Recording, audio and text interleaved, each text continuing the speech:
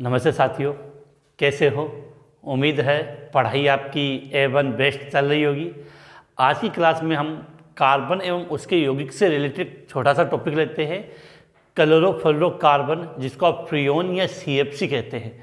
Competition exam में इस topic से एक क्वेश्चन आता है, या तो आपको उस यौगिक का नाम देख के उसका सूत्र पूछ लिया जाता है या सूत्र देख के उसका नाम पूछ लिया जाता है। काफ़ी इजी है, लेकिन थोड़े से कन्फ्यूजन के कारण जो फ्रियोन के जो कंपाउंड है उनके नामकरण में या नामकरण से उसके सूत्र लिखने में गलतियाँ काफ़ी बार हो जाती है। तो क्लास को लास्ट पकड़े रखें। अगर आज की आपने क्लास पूरी कंप्लीट अटेंड कर ली तो फ्रियोन का जो नामकरण है उसमें कोई गलती नहीं होगी। टॉपिक को स्टार्ट करते हैं। नामकरण के अलावा भी इससे कुछ क्वेश्चन बनते हैं, उन सब के बारे में हम डिटेल से बात करते हैं। तो आज का जो अपना टॉपिक है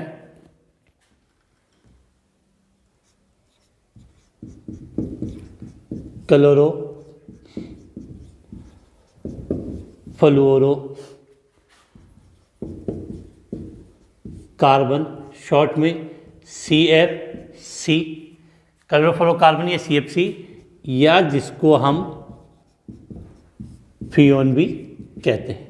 टॉपिक को स्टार्ट करते हैं। सबसे पहले होता क्या है कि ये जो फ्रियोन होता है वो एल्केन का व्युत्पन्न होता है। तो एल्केन में जो हाइड्रोजन होते हैं उनका प्रतिस्थापन क्लोरीन और फ्लोरीन के द्वारा हो जाता है। तो इनकी जब हम परिभाषा देते हैं तो कहेंगे कि एल्केन के पॉलीक्लोरो फ्लोरो व्युत्पन्न को CFC क्लोरोफ्लोरोकार्बन या फ्रियोन कहते हैं। तो पहली बात तो क्लियर ये होनी चाहिए कि एल्केन के पॉली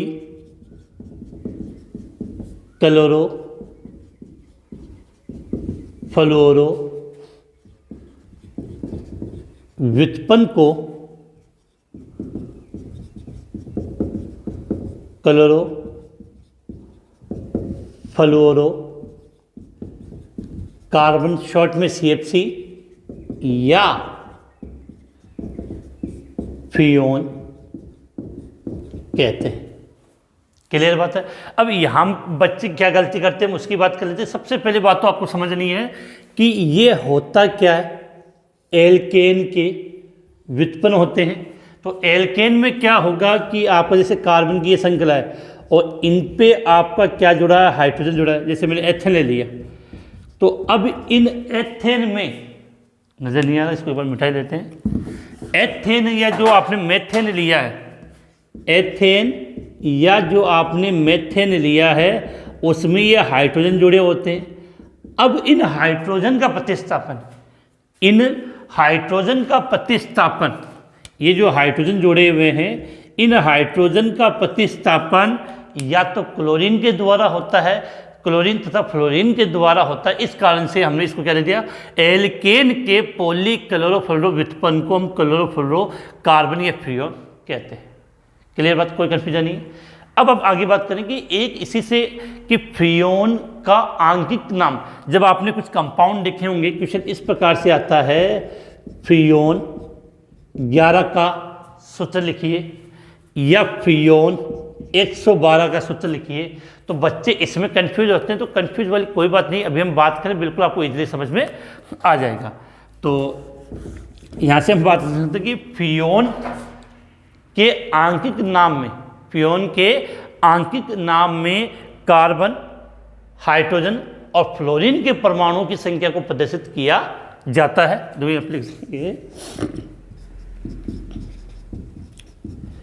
फ्रियोन के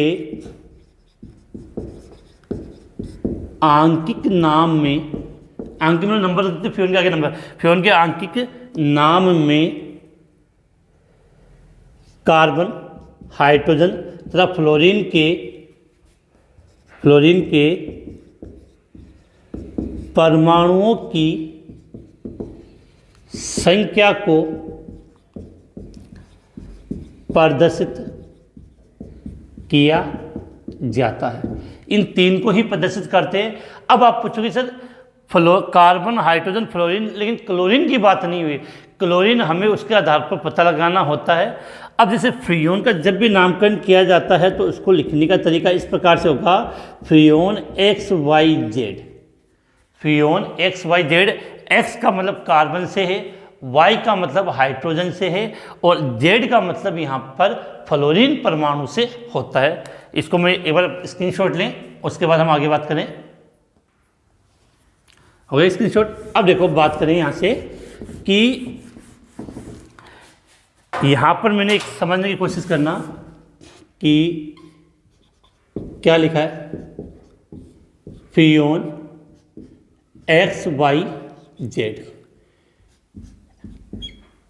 अब यहाँ पर तीन शब्द हम बात करेंगे, X क्या है, Y क्या है और Z क्या है। फिर अगर आप third grade teacher level 2 science math की तैयारी में 4 चांद लगाना चाहते हो तो MK बूस्टर लाए आपके लिए शानदार मौका, जिसमें आपको third grade teacher science math test series दी जाएगी, जिसमें आपको तमाम क्वालिटी और फीचर मिलेंगे। यहाँ पर आप टेस्ट NCERT और RBSC बुक के आधार पर होंगे। आपके टॉपिक वाइज टेस्ट होंगे। यहाँ आपके टोटल 25 टेस्ट होंगे, इसमें से 20 टेस्ट टॉपिक वाइज होंगे और इन टेस्टों में आपके 30 क्वेश्चन साइंस और मैथ के आएंगे और यह 3 टेस्ट 1/3 सिलेबस के अनुसार होंगे और 2 टेस्ट फुल सिलेबस के अनुसार होंगे। यहाँ पर आपको एक डेमो टेस्ट भी मिलेगा। आपकी परीक्षा के पैटर्न के आधार पर यहाँ पर टेस्ट तैयार किए गए हैं। टेस्ट सीरीज ज्वाइन करने के लिए MK बूस्टर ऐप डाउनलोड करें। यहाँ पर आपको नाम मात्र फीस में यहाँ पर टेस्ट सीरीज शुरू कर सकते हैं। फिर इसके हम नामकरण की बात करें तो X का मतलब क्या होता है फ्रियोन के नामकरण में, कि फ्रियोन अणु में उपस्थित कार्बन परमाणु की संख्या। फ्रियोन अणु में उपस्थित कार्बन परमाणु की संख्या मतलब X है वो किसको रिप्रेजेंट करता है, कार्बन को रिप्रेजेंट करता है। Y की बात करें तो फ्रियोन अणु में उपस्थित हाइड्रोजन परमाणु की संख्या। Y किसको रिप्रेजेंट करता है, हाइड्रोजन को, और जो Z रिप्रेजेंट करेगा वो यहाँ पर रिप्रेजेंट करेगा आपके फ्लोरीन को। तो सीधी सी बात है कि ये पता होना चाहिए कि जब फ्रियोन का नामकरण लिखेंगे तो उसके आगे 3 डिजिट होंगे, XYZ। तो X का मतलब कार्बन की संख्या से, Y का मतलब हाइड्रोजन से और Z का मतलब फ्लोरीन से। अब यहाँ से एक विशेष बात समझ लेना कि फ्रियोन के अणु में जितने कार्बन होंगे X के रूप में रिप्रेजेंट उसको -1 किया जाता है। तो X का मतलब होगा फ्रियोन के अणु में उपस्थित कार्बन परमाणु की संख्या कितनी, -1। सपोज करना कि अगर किसी फ्रियोन में कार्बन की संख्या 1 है तो 1 में से -1 करोगे तो 0, तो वहाँ हम कार्बन की संख्या कितनी रिप्रेजेंट करेंगे, 0। अगर किसी फ्रियोन में कार्बन की संख्या 2 है तो -1 करने का मतलब है उसको रिप्रेजेंट कितना करेंगे, 1। तो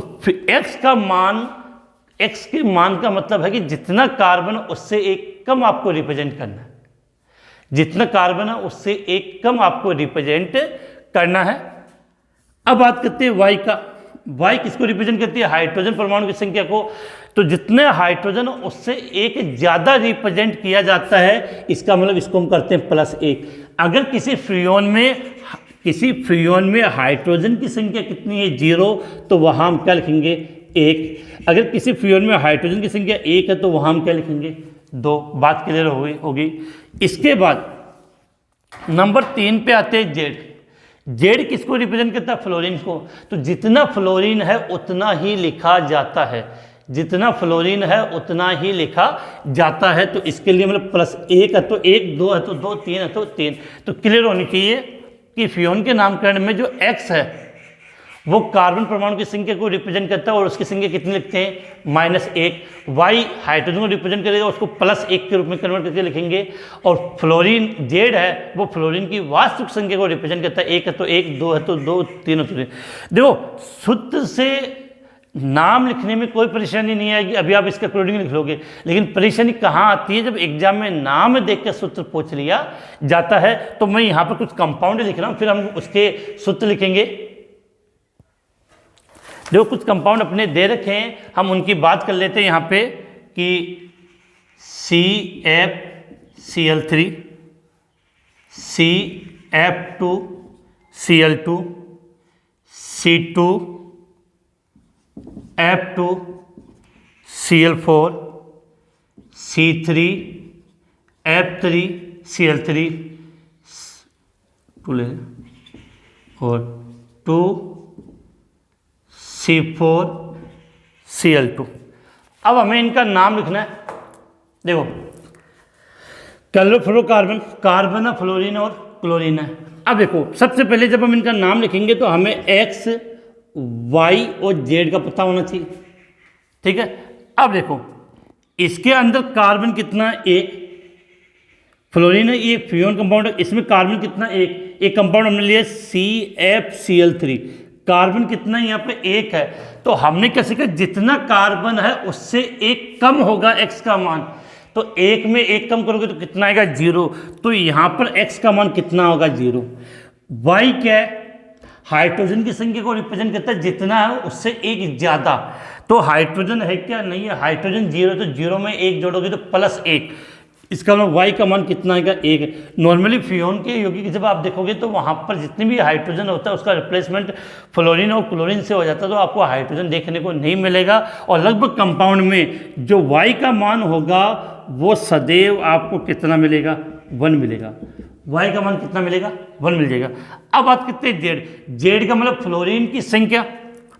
फ्लोरीन देखो CFCl3 में फ्लोरीन कितना, 1, तो ये 1 हो गया।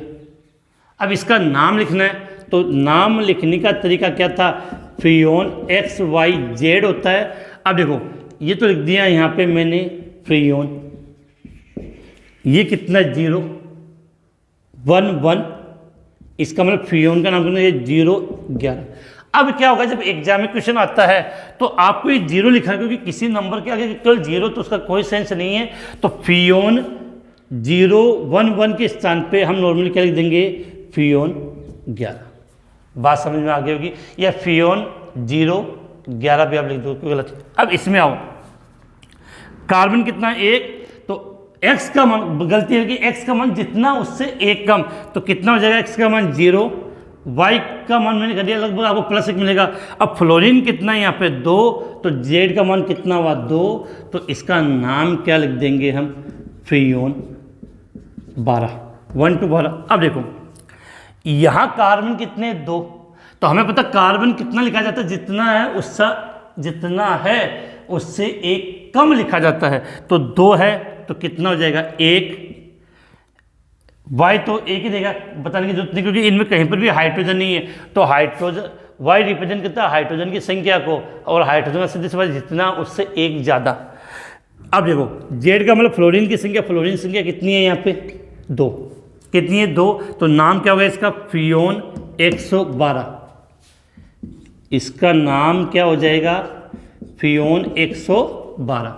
अब देखो सीधा सा याद करते हैं, C का 1 हो जाएगा, फ्लोरीन 3 है, Y 1 देगा तो यहाँ 1 और यहाँ 3, इसमें ये 1 और ये 4, तो इसका नामकरण तो क्या हो गया, फ्रियोन 113, और इसके लास्ट वाले का नाम क्या हो जाएगा, फ्रियोन 114। उम्मीद है ये चीज़ें, अब जब आपको एग्जाम के अंदर सूत्र दिया हुआ है तब तो आप XYZ से इसका ये नाम लिख दोगे, वहाँ कोई कन्फ्यूजन नहीं होगा। लेकिन नॉर्मली क्वेश्चन क्या आता है, फ्रियोन 11 का सूत्र लिखे, फ्रियोन 112 का सूत्र लिखे, तो वहाँ हम गलती कर बैठते हैं। तो उसके लिए एक तरीका है कि अब मैं बात कर रहा हूँ, समझेंगे।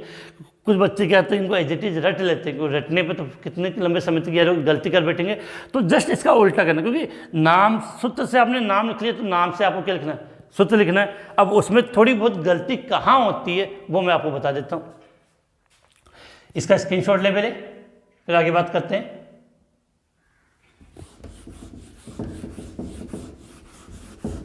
अब जो कंपाउंड मैंने बनाए थे उसी की हम बात करें। देखो हो गया, मैंने यहां पे लिखा फ्रियोन 11, करना इसको हल करना, तो फ्रियोन 11। अब फ्रियोन 11 का मतलब मेरे समझ में आ गया कि फ्रियोन कितना होगा, 011 होगा, सीधी बात है। 3 डिजिट में होता है एक्स वाई जेड, अगर एक्स नहीं है तो इसका मतलब 0 है, तो 0 11।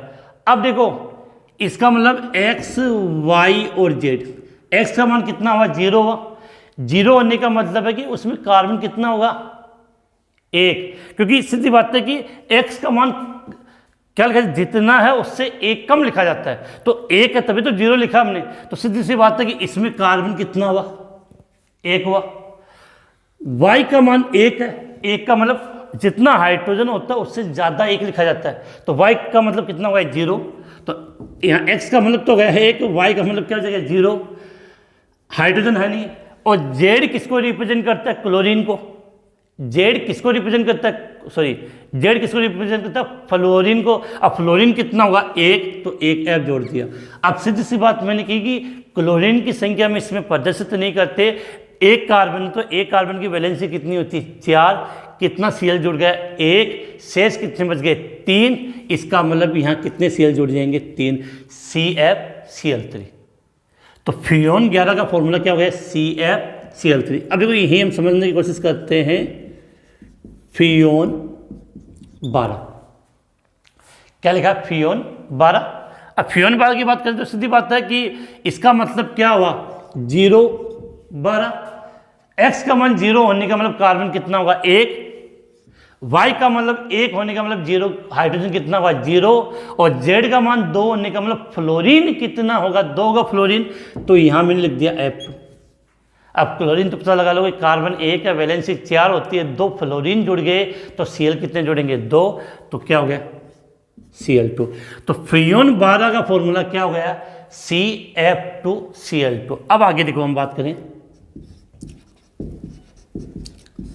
Freon 112, Freon 112। अब देखो x y z, y का x का मान कितना 1, x का मान देखो 0 कब होगा जब कार्बन 1 होगा, 1 x का मान कब आएगा जब कार्बन की संख्या कितनी हो 2।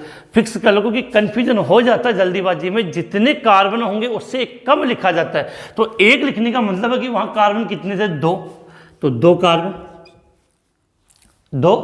कार्बन हो गए। अब देखो y हाइड्रोजन को रिप्रेजेंट करता है, तो 1 होने का मतलब हाइड्रोजन 0 हो गया। अब z का मतलब फ्लोरीन, तो फ्लोरीन यहाँ कितने हो गए 2 हो गए, फ्लोरीन कितने हो गए 2 हो गए। अब हम सोचेंगे क्लोरीन, तो क्या करेंगे, एक कार्बन की संयुक्ता होती है 4, तो 2 की होगी 8, और 2 फ्लोरीन जुड़ के तो कितनी बच गई होगी 6, तो यहाँ हम Cl6 कर देंगे। ना बेटा ना, ऐसा नहीं करना। यहाँ एक चीज़ समझो कि 2 कार्बन है, इसका मतलब सबसे पहले क्या होगा कार्बन कार्बन में बंध बनेगा एकल बंध, क्योंकि अभी मैंने आपको एक चीज़ समझाई थी, थोड़ी देर पहले हमने बात की थी, जो फ्रियोन होता है वो एल्केन के व्युत्पन्न होते हैं। किसके, फ्रियोन किसके व्युत्पन्न होते हैं, एल्केन के व्युत्पन्न होते हैं, जिसमें कार्बन कार्बन में क्या होता है एकल बंध होता है। अब एक कार्बन की 4 वैलेंसी होती है, तो एक बंध तो इधर बनाने में भाग हो गया, अब शेष कितनी बच गई 3 इसकी बचेगी और 3 इसकी बचेगी। अब तो बात कंसेप्ट के लिए समझ में आ गया। हाँ, एक कार्बन तो ऑटोमेटिक 4 होगी, लेकिन जब 2 कार्बन होंगे तो पहले कार्बन कार्बन में बंध बनाएंगे, तो अब इस कार्बन की 3 वैलेंसी बाकी और इस कार्बन की 3 वैलेंसी, तो 3 वैलेंसी में से कितने फ्लोरीन जोड़ दिए आपने 2, कितनी शेष बच गई 4, जैसे एक F यहाँ जोड़ दिया, दूसरा F यहाँ जोड़ दिया, अब कितनी वैलेंसी शेष हो गई 1 2 3 4, इसका मतलब यहाँ पर क्या जुड़ जाएगा Cl। एक आइडिया से स्ट्रक्चर मैंने बनाई है, समझ में आ गई। तो Cl कितने आएंगे 4, तो C2F2Cl4। उम्मीद है अब समझ में आ गया होगा। अब देखो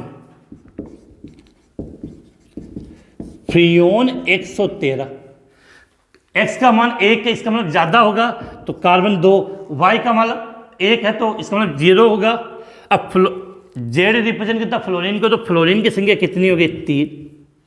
अब बिल्कुल क्लियर होना चाहिए, कितने कार्बन है 2, तो 2 है तो वैलेंसी होती है 2 दूनी 8, लेकिन कार्बन कार्बन में बंध बनेगा, तो सीधा से याद कर लेना कि जब एक कार्बन है तो अपने को 4 जोड़ने, और जब 2 कार्बन है तो वहाँ कुल कितने जोड़ने अपने को 6, क्योंकि 2 कार्बन में 6 क्यों जोड़ेंगे, क्योंकि इसमें कार्बन कार्बन के मध्य भी क्या होगा एकल बंध होता है। तो 3 जोड़ के तो 3 वैलेंसी इसकी फ्री है, तो यहाँ क्या हो जाएगा Cl3। अगर यहाँ पर जैसे मैंने ये लिख दिया फ्रियोन 114, फ्रियोन 114। तो कितनी मतलब कार्बन 2, फ्लोरीन 4, तो क्लोरीन कितना हो जाएगा? 2 हो जाएगा। नॉर्मली ज़्यादा अगर जो कंपटीशन एग्जाम में क्वेश्चन पूछा जाता है या तो फ्रियोन 12 112, फ्रियोन 11 और फ्रियोन 12, इनसे रिलेटेड क्वेश्चन पूछ लिया जाता है। अब आपके लिए एक बात है कि इतने मैंने बता दिए, तो एक का आंसर आप बता दीजिए। फ्रियोन 111 का सूत्र क्या होगा? ये आप कमेंट्स कर दीजिए, क्योंकि जब आप कमेंट्स करते हो तो मुझे पता चल जाता है कि आपने क्लास अटेंड की है या नहीं की है। तो फ्रियोन 111 का सूत्र आप कमेंट्स में बता दीजिए। तो उम्मीद है इतनी चीज़ समझ में आ गई। अब एक क्वेश्चन और आ जाता है कि फ्रियोन के उपयोग,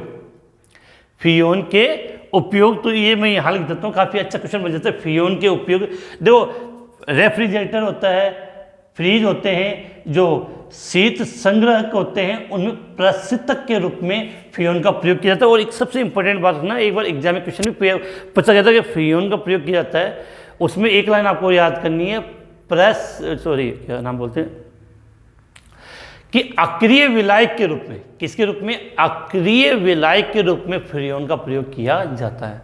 और आप सभी जानते हो कि क्लोरोफ्लोरोकार्बन वैसे कोई नुकसानदायक नहीं होता, लेकिन ये ओजोन परत को नष्ट करता है। और इस क्लोरोफ्लोरोकार्बन का जो सक्रिय क्लोरीन परमाणु या मुक्त मूलक क्लोरीन परमाणु है, वो एक क्लोरीन परमाणु होता है, वो फ्रियोन के लाखों अणुओं को ओजोन के लाखों अणुओं को नष्ट करने का कार्य करता है। तो सीधी बात, CFC का नुकसान क्या है? ओजोन परत को नष्ट करता है, और वो भी कौन सा? क्लोरीन परमाणु। बिल्कुल क्लियर ना? CFC का कौन सा परमाणु? क्लोरीन परमाणु, और उसके लिए बोलते हैं मुक्त मूलक या सक्रिय क्लोरीन परमाणु। ये चीज़ें मैं आपके यहाँ साइड में लिख देता हूँ, फटाफट अपना काम हो जाए। तो पहली बात तो हम इसके उपयोग की बात करें तो देखो,